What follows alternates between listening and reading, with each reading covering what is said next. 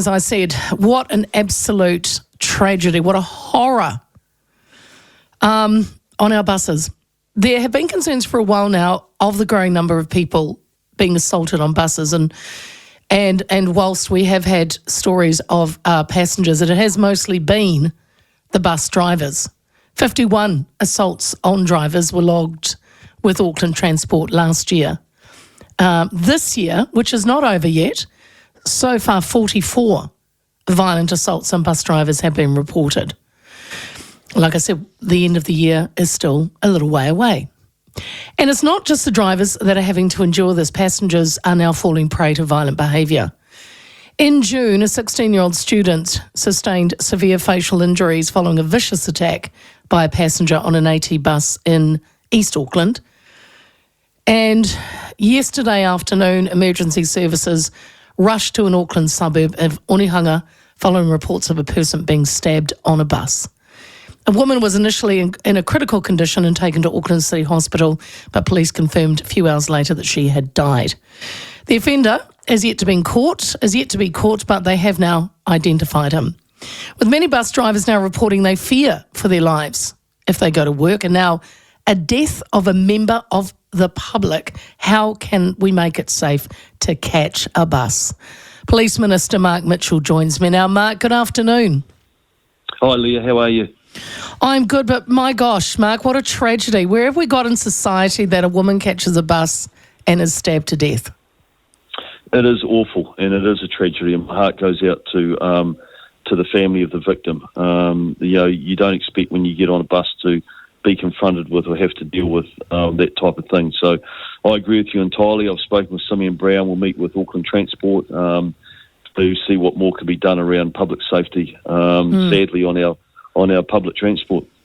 So police this afternoon, or later this morning, released an image of the man they believe is the perpetrator. They've named him as Kale Leona. He is known to police and apparently was due in court today on another charge. And it's believed too that they did not know each other. Mark, is there anything more you can tell us?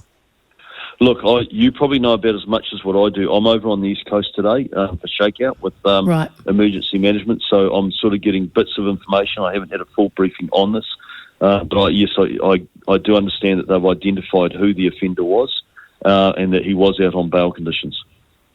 Can I ask a question? Because they've described him, I saw the stand-up this afternoon, and they described him as in his mid-30s, wearing what he was wearing, but at no stage, Mark, did they mention his ethnicity. Is there something that they're told not to? Because I couldn't tell from the picture.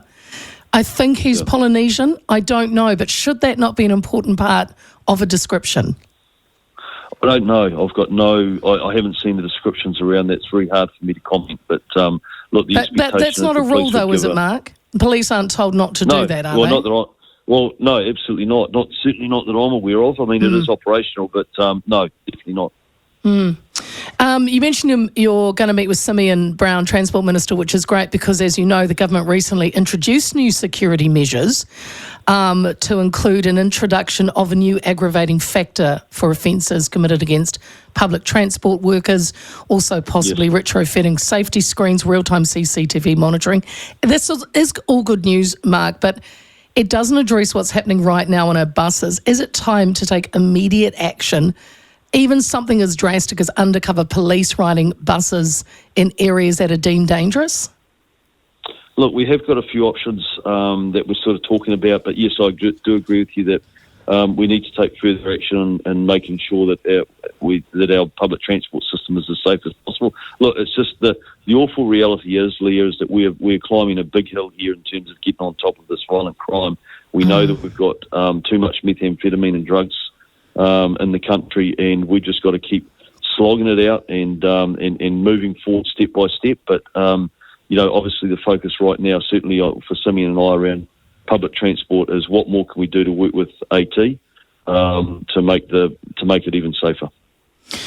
Mark, would you be okay for your kids or your partner or someone you love to catch a bus at the moment in Auckland? Look, fundamentally, of course, it's still okay to use public transport. I mean, all I've done with my kids is, without being alarmist, is always just teach them around situational awareness. Who might be around you, what they might be doing, and remove yourself from a situation before it might escalate. So, but this is obviously an awful situation. We don't know the full details of it.